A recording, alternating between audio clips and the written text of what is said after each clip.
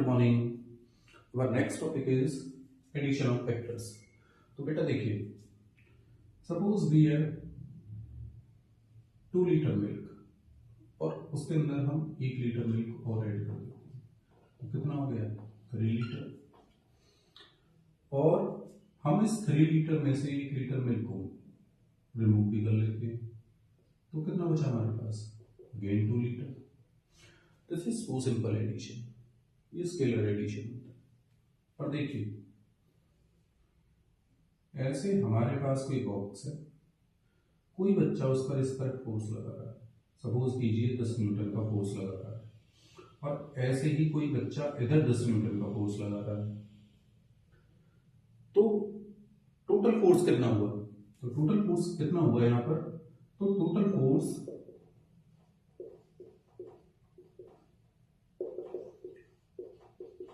20 Newton.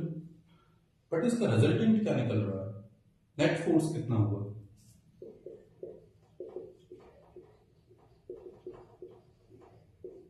Zero, क्योंकि box तो कहीं मूव ही नहीं करेगा। एक बच्चा लेफ्ट से राइट डायरेक्शन में फोर्स लगा रहा है और दूसरा बच्चा राइट टू लेफ्ट फोर्स लगा रहा है, तो बॉक्स कहीं पर भी मूव नहीं कर पाएगा।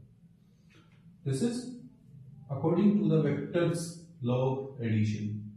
एडिशन ऑफ वेक्टर्स के अकॉर्डिंग हो गई, ठीक है। तो देखिए, ये चीजें इस वाले से डिफरेंट है, यानी कि हम कह सकते हैं कि A vector plus B vector equal होगा कुछ सी वेक्टर के। ऐसे ही मैं लिख देता हूं ए प्लस बी बराबर C. Both are different things. A vector plus B vector equals to C vector लिखेंगे, ये वेक्टर फॉर्म है, और ए प्लस बी बराबर सी होगा। ये दोनों चीजें ही बिल्कुल बिल्कुल अलग है, ठीक है। तो अब आगे देखिए, एडिशन ऑफ वेक्टर का सबसे पहला रूल होता है जिसे हम बोलते हैं ट्रायंगल लॉ। क्या बोलते हैं हम, triangle law. Triangle law vector addition. तो ट्रायंगल लॉ में क्या होता है, सपोज हमारे पास 2 वेक्टर्स हैं, ए वेक्टर और कोई दूसरा वेक्टर है यहां पर बी। तो जैसा कि आपको पहले बताया गया कि ये टेल हेड, ये दूसरे वेक्टर की टेल, दूसरे वेक्टर का head. So vectors are free, तो हम इनको शिफ्ट कर सकते हैं। जैसे इस वेक्टर को शिफ्ट करके इसके पास ले जाएं विदाउट चेंजिंग द डायरेक्शन, तो हम क्या करेंगे, हम इसको कुछ इस तरह से देखेंगे, this is our vector B and this is our vector A. इस तरह से हमने इनको ऐड किया, तो पहले वाले की टेल और दूसरे वाले का हेड, इन दोनों को हम क्या करेंगे, जोड़ देंगे कुछ इस तरह से।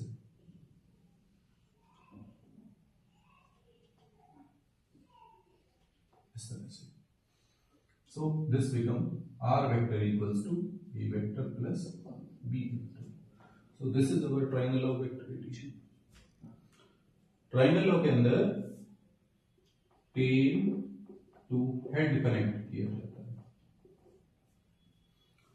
पहले वाले वेक्टर के हेड से दूसरे वाले वेक्टर की टेल को कनेक्ट करो, और रिजल्टेंट के लिए पहले वाले की टेल और दूसरे वाले के हेड को कनेक्ट किया जाता है। इसे बोलते हैं triangle law of vector addition. समझिएगा। ऐसे ही ये हमारा फर्स्ट मेथड है, ये सेकंड मेथड। तो सेकंड मेथड क्या होता है, parallelogram law. Parallelogram law of vector addition. Suppose we have a box, कोई बॉक्स है ये रखा, और इस पर 2 बच्चे खींच रहे हैं इसे, एक इस तरफ खींच रहा है, एक इस तरफ खींच रहा है। एक ने F1 फोर्स लगाया, दूसरे वाले ने F2 फोर्स लगाया, तो बताइए बॉक्स कहां जाएगा, बॉक्स जाएगा इन दोनों फोर्सेस के रिजल्टेंट के अलोंग। वो कहां होगा, वो कहीं दोनों के बीच में होगा। Suppose they makes an angle theta, तो रिजल्टेंट किधर होगा, रिजल्टेंट होगा कुछ ऐसे, R vector equals to F1 vector plus F2 vector, इस तरह से R vector equals to F1 vector plus F2 vector.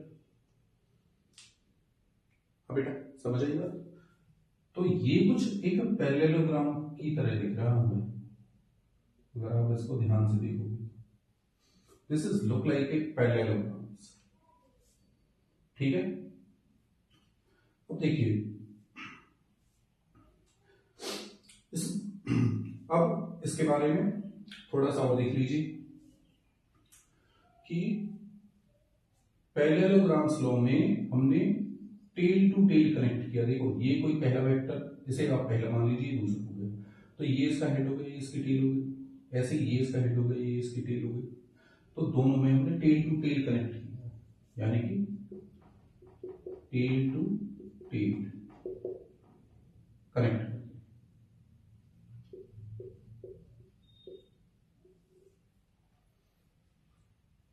Triangle law में टेल टू हेड कनेक्ट करते हैं और पैरेललोग्राम्स लॉ में टेल टू टेल कनेक्ट करते हैं। समझ आ गई बात? तो इस चीज का इसमें स्पेशल ध्यान रखना। तो जैसे आप लोगों ने बचपन में गुलेल चलाई होगी, तो गुलेल चलाने में भी parallelogram law vector addition apply होता है। जो पक्षी उड़ते हैं तो वो भी parallelograms law vector addition apply करते हैं। कैसे पक्षी कैसे करते हैं, ये थोड़ा सा अजीब लगता है।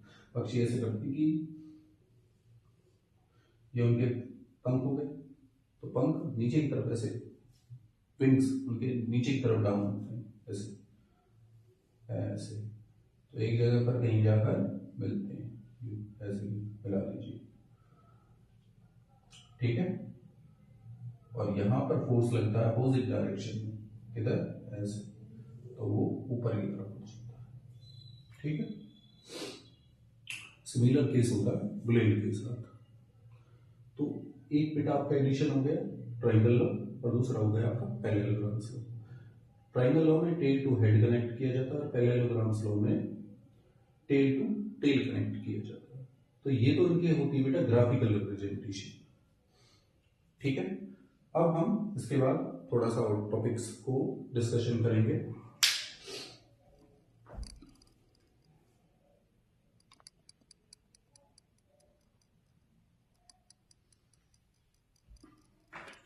अब देखिए बेटा आगे polygon law of vector addition. तो देखिए polygon law of vector addition में क्या होता है कि जब हमारे पास दो से ज्यादा वेक्टर्स होते हैं, 3, 4, 5 या n तक होते हैं, तो सपोज कीजिए हमारे पास ए vector, B vector, C vector या डी वेक्टर, कुछ ऐसे वेक्टर्स होते हैं। तो हम इनमें क्या करते हैं, तो इसमें भी हम वही triangle law of vector addition वाला कंसेप्ट अप्लाई करेंगे, tail to head, tail to head, tail to head का कनेक्शन। ये टेल हो गई, ये वेक्टर की, ये हेड हो गई, ये बी वेक्टर की टेल हो गई, ये बी वेक्टर के हेड हो गए, तो दोनों का आपस में कनेक्ट कर दिया टेल हेड। फिर वैसे ही सी वेक्टर का कनेक्ट कर दिया, इसके लिए टेल हेड, यहाँ पर भी टेल हेड। अब सबसे लास्ट में क्या होगा, तो सबसे लास्ट वाले में भी वही लॉजिक अप्लाई करते हैं कि पहले वाले की टेल और लास्ट वाले का हेड आपस में कनेक्ट कर दीजिए, तो हमें क्या मिल जाएगा, अपना रिजल्टेंट वेक्टर। तो इसलिए क्या लिखा, the resultant vector R A vector plus B vector plus C vector plus D vector is the vector that complete the polygon।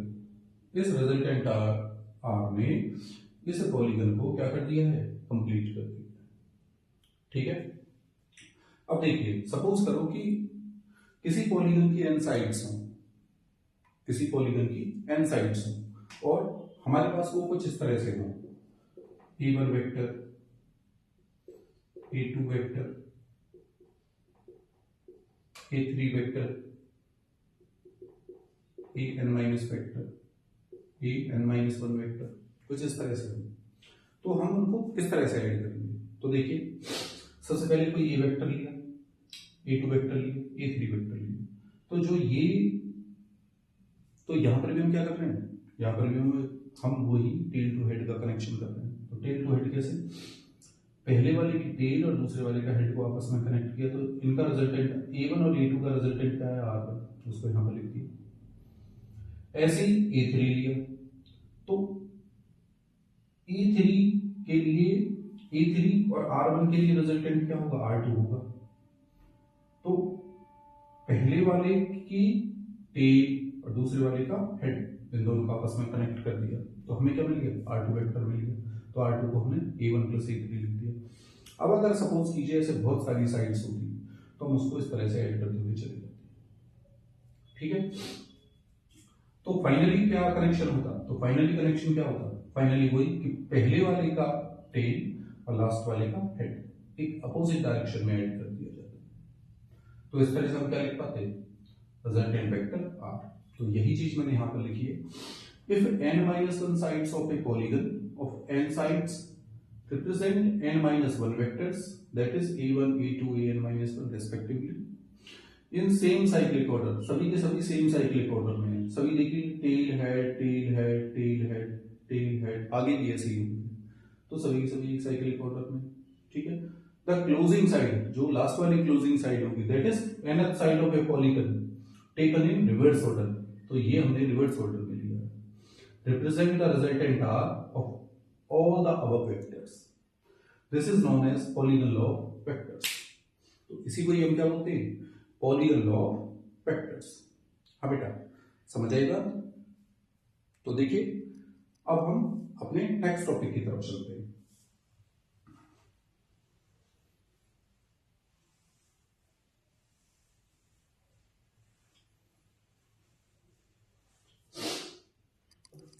इसका नाम है सबट्रैक्शन ऑफ वेक्टर्स।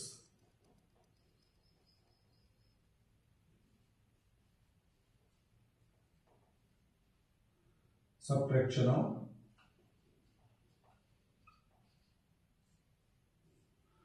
वेक्टर्स। अब सबट्रैक्शन ऑफ वेक्टर्स में क्या होता है, सबट्रैक्शन ऑफ वेक्टर बिल्कुल addition of vector की तरह है, बस इसमें क्या होता है, इसमें एक चीज बस उल्टी होती है और कुछ नहीं होता। जैसे कि अब देखिए मैं इसको लिख सकता हूं, हमें पता है कि suppose A vector plus B vector equal मिला हमें सी वेक्टर। ठीक है, तो मैं ए वेक्टर को क्या लिख सकता हूं, ए वेक्टर इक्वल होगा C vector minus B vector, ऐसे लिख सकते हैं। या फिर मैं ऐसे भी तो लिख सकता हूं, और करके लिख देता हूं, A vector equal C vector plus negative of B vector.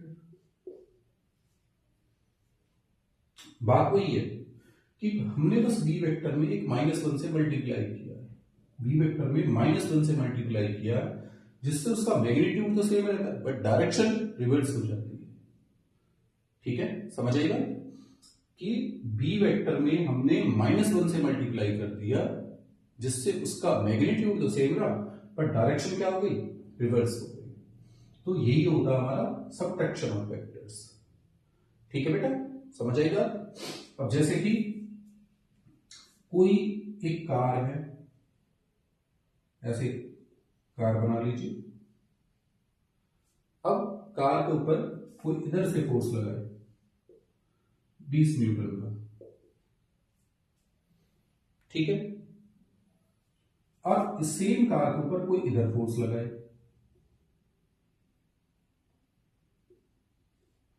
10 Newton का। तो बताइए कार किधर जाएगी, कार जाएगी राइट डायरेक्शन में। कितने फोर्स के साथ, 10 न्यूटन के फोर्स के साथ, क्योंकि लेफ्ट से राइट में लग रहा है 20 न्यूटन और राइट से लेफ्ट में लग रहा है 10 न्यूटन। तो 10-10 न्यूटन तक तो बराबर हो जाएगा, कैंसिल आउट हो जाएगा। उसके बाद जो एक्स्ट्रा बचेगा उस फोर्स के साथ ये कार राइट डायरेक्शन में शिफ्ट हो जाएगी। ठीक है, तो ये था बेटा आपका एडिशन ऑफ वेक्टर्स के बारे में। ठीक है, अब देखिए इसकी कुछ प्रॉपर्टीज होती हैं वेक्टर्स की, अपने और देख लीजिए, छोटा सा ये टॉपिक है। Some properties of vector, some properties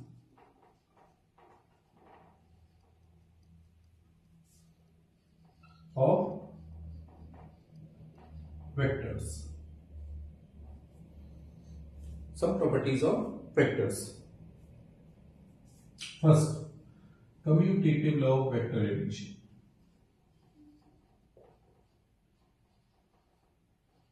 Law of vector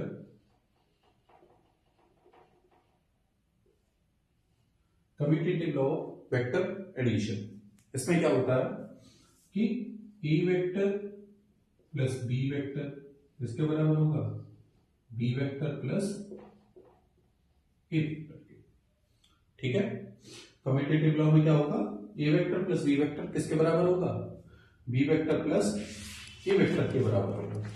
ठीक है बेटा, नेक्स्ट देखिए एसोसिएटिव लॉ।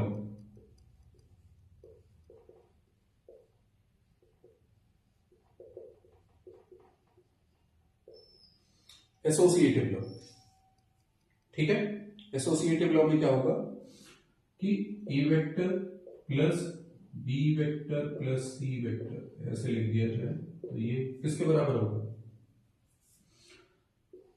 ए vector plus B vector plus C vector, इसको हम ऐसे लिख सकते हैं। ठीक है बेटा, हाँ भाई सभी को समझ आई बात। अब देखिए इसका अगर मैं इसको थोड़ा सा एक्सप्लेन करूं ग्राफिकल तरीके से, तो आप कुछ ऐसे बना लीजिए पहले।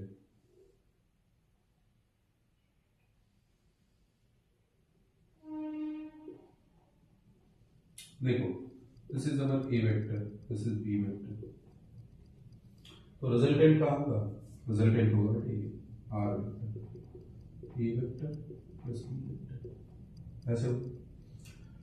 तो ये साइड इसके पैरेलल होगी तो हम इसको बी वेक्टर को यहां लिख सकते हैं। ठीक, और ये साइड इसके पैरेलल होगी तो ए वेक्टर को यहां लिख सकते हैं। ये एक वेक्टर और ये एक वेक्टर, फिर से रिजल्टेंट वेक्टर ये होगा। तो अब की बार क्या आएगा answer, B vector plus A vector. समझ आएगा। तो सिमिलर वे में आप इसको भी ऐसे ही प्रूव कर सकते हो। ठीक है, तो यहां पर ये हमारी इसकी कुछ प्रॉपर्टीज होती है।